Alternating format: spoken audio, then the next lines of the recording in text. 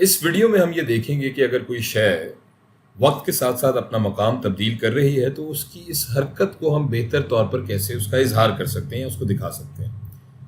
فرض کریں کہ آپ کسی گراؤنڈ میں یا میدان میں کھیلنے گئے اور وہاں ایک گیند ہے جو ایک سیدھی سمت میں چل رہی ہے اور ہر تھوڑی دیر بعد اپنی پوزیشن یا اپنا مقام بھی تبدیل کر رہی ہے۔ اور اگر اس گیند کی اس حرکت کے بارے میں آپ کو اپنے دوست کو بتانا ہو تو آپ کیسے بتائیں گے؟ پہلا سادہ طریقہ تو یہ ہے کہ ایک ٹیبل بنا لیا جائے اور اس کے ذریعے آپ کسی کو بھی یا اپنے دوست کو اس گیند کی حرکت کے بارے میں بتا سکتے ہیں۔ اس ٹیبل سے یہ معلوم ہوتا ہے کہ الگ الگ نقطوں پر یہ گیند کس مقام پر تھی۔ جیسے 0 سیکنڈ پر یہ گیند تھی 3 یونٹ پر، 1 سیکنڈ پر یہ گیند تھی پھر 3 یونٹ پر، 2 سیکنڈ پر یہ گیند تھی -1 یونٹ پر، اور اسی طرح آگے آپ یہ گراف دیکھ کے ہم بتا سکتے ہیں کہ ٹائم کے کن پوائنٹس پہ یہ گیند کی پوزیشن کیا تھی، کن نقطوں پر یہ گیند موجود تھی، کس یونٹ پہ تھی۔ اب یہ تو ہو گیا ایک طریقہ ہمارے سوال کے جواب کا، پر اس طریقے میں کچھ ہم کہہ سکتے ہیں کہ خامیاں ہیں یا کمیاں ہیں، یا کمیاں تو کوئی لفظ نہیں ہے، کمی ہم کہہ سکتے ہیں کہ اس طریقے میں کچھ کمی ہے۔ اور وہ کمی کیا ہے؟ مثلا اگر میں اپنے دوست کو یہ ٹیبل دوں تو وہ شاید دیکھ کر کنفیوز ہو جائے اور وہ یہ پوچھ سکتا ہے کہ 0 اور 1 سیکنڈ کے درمیان گیند کس مقام پر ہے؟ کیا آدھے سیکنڈ پر گیند 3 ہی یونٹ پہ تھا یا کہیں اور چلا گیا تھا، اور پھر 1 سیکنڈ پر دوبارہ 3 یونٹ پر واپس آ گیا تھا؟ تو اس قسم کی کنفیوژنز کو اوائڈ کرنے کے لیے ایک اور طریقہ ہے جس کے ذریعے ہم اس پوزیشن اور ٹائم کے موازنے کا اظہار کر سکتے ہیں، اور وہ ہے گراف کا طریقہ۔ ہم ایک پوزیشن ٹائم گراف بنا لیتے ہیں۔ ایکس ایکسس پہ ہم رکھتے ہیں ٹائم کو اور وائی ایکسس پہ ہم رکھتے ہیں اپنے پوزیشن یا مقام کو، اور پچھلے ٹیبل کی مدد سے ہم یہاں پر یہ ویلیوز پلاٹ کر لیتے ہیں اس گراف پر۔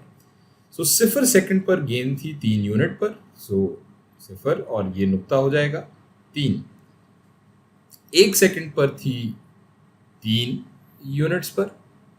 یہ ٹائم کا نقطہ یہاں 1 سیکنڈ، اور پوزیشن تھی گیند کی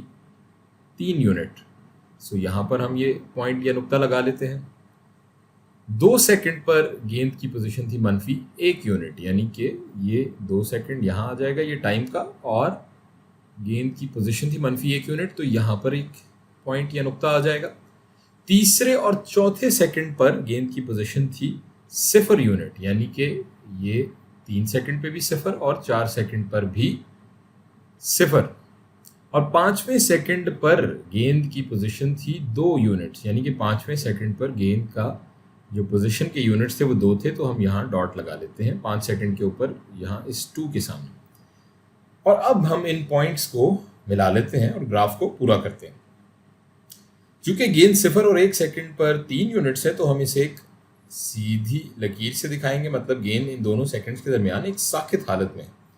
دوسرے سیکنڈ پر گیند -1 پر آ گئی،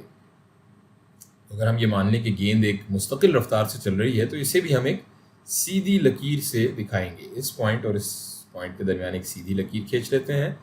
اور پھر اسی طرح اس سیدھی لکیر سے تیسرے سیکنڈ پر گیند کا مقام دکھائیں گے جو کہ واپس 0 پہ آ گئی، یہاں سے ایک سیدھی لکیر کھینچ لیں گے، اور یہ 3 اور 4 سیکنڈ کے درمیان بھی ایک سیدھی لکیر ہوگی، اور یہاں سے 4 سیکنڈ سے 5 سیکنڈ کے درمیان گیند کی پوزیشن 3 یونٹ کی جانب جا رہی ہے، تو یہ ایک اوپر کی جانب سیدھی لکیر ہم یہاں کھینچ لیں گے۔ جناب یہ ہو گیا ہمارا پوزیشن ٹائم گراف، جس کے ذریعے ہم دیکھ سکتے ہیں اور بتا سکتے ہیں کہ ہر سیکنڈ کے بعد اور اس کے درمیان بھی گیند نے اپنا مقام کہاں تبدیل کیا، اور وہ کہاں تھی ایک مخصوص ٹائم کے یا وقت کے نقطے پر۔